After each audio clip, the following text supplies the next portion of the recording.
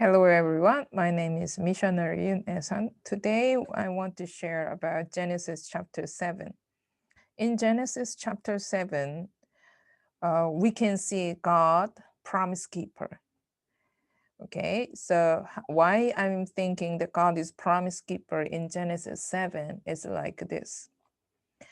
Genesis chapter 7 verse 4 says like this, "For in 7 days I will send rain on the earth, 40 days and 40 nights, and every living thing that I have made, I will blot out from the face of the ground."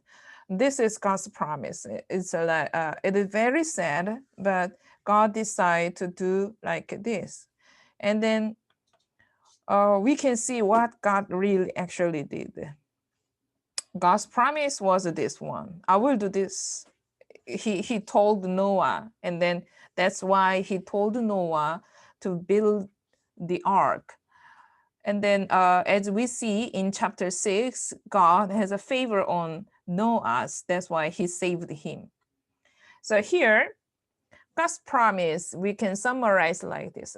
The three elements. Number one, starting points are in 7 days. Okay, God proclaimed in 7 days I will do. And the duration of his punishment is 40 days and 40 nights. So we will see if he really did 40 days and 40 nights. And then action here is a destruction. It's very sad, but because of the weakness, continual weakness of human beings, God decided to destroy everything, all the living things by rain, except those in the ark. So this is what God told to Noah. And we see God's action. Number one, he promised that I will start in 7 days. And chapter 7 verse 10 says that, and after 7 days, the water of the flood came upon the earth. So it says, God, as God foretold, he started raining after 7 days. So we can see that God really acts like that. Second part is the duration. God told that I will make a rain for 40 days and 40 nights. And then chapter 7 verse 12 says that the rain fell upon the earth 40 days and 40 nights. So it means, as God foretold, he controlled the weather to rain for 40 days and 40 nights. So if God does not control the weather, we cannot say it can happen for 40 days, 49. But he controlled the weather because he can do that. So as he foretold, he controlled the weather and make the rains. And the third action was a destruction.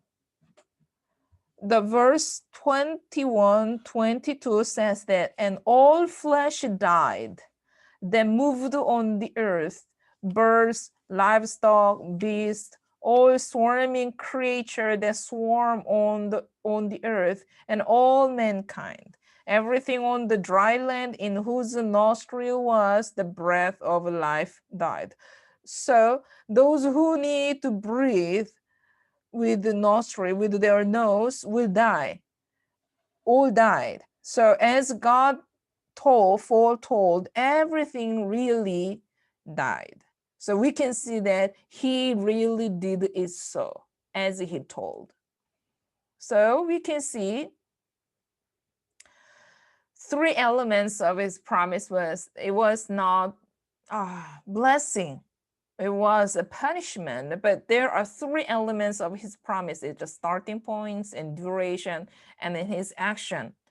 So you can see God really done everything. That is the reason why I'm saying that God is a promise keeper. When we say promise, we think about the blessing, positive outcome. But here in Genesis 7, his promise about the destruction, the promise of judgment. Why I'm telling you this one? Whether it is blessing or punishment, God does what he promised. He promises first and then works to keep his promises. Okay, so he promised first. That's why we should listen to him carefully. Then we should decide what to do. In the end, we will pay for the price of our choice. That's why I pray. Our choice is God following way. In other words, I pray our choice is the faithful life. So remember, God is promise keeper. And then in this story in chapter 7, we see the Noah's role. Here, Noah obeyed every commandment of God, and he built the ark. He brought animals by pairs. He finally entered the ark and stayed there with his family. So this is what Noah should do, and he really did it. So in short, we can say he obeyed God's order. That was Noah's role. Okay. The second part is role of God. In 16, God said, the Bible says that those that entered, male and female of all flesh, went in as God had commanded him, and the Lord shut him in. So when God told Noah what to do, and then Noah completed it. And when he completed every commandment of God, the Lord shut him in. So what is the importance in this verse? He did the rest. So God commanded Noah what to do, and the rest part he did. Okay? So we have to see there is a part that Noah should do, but we should not disregard the role of God. In God's story, Noah did his part and God did his role. In God's story, we should do our part and be patient to see how God fulfills his role as he promised us to do. Okay, so we have to know that as a role, Noah also has a role. We also have the role in God's story. However, majority is role of God. He's the one who control the everything, but he just give us a little part to do. It is very hard for us, but we should do that. Then we can be in God's story. So everybody, every Christian, please remember God is promise keeper. He keeps his promise, whether it is blessing or punishment or destruction. And then like Noah, we have to do our role and God will do his role. That is how he works. Thank you very much.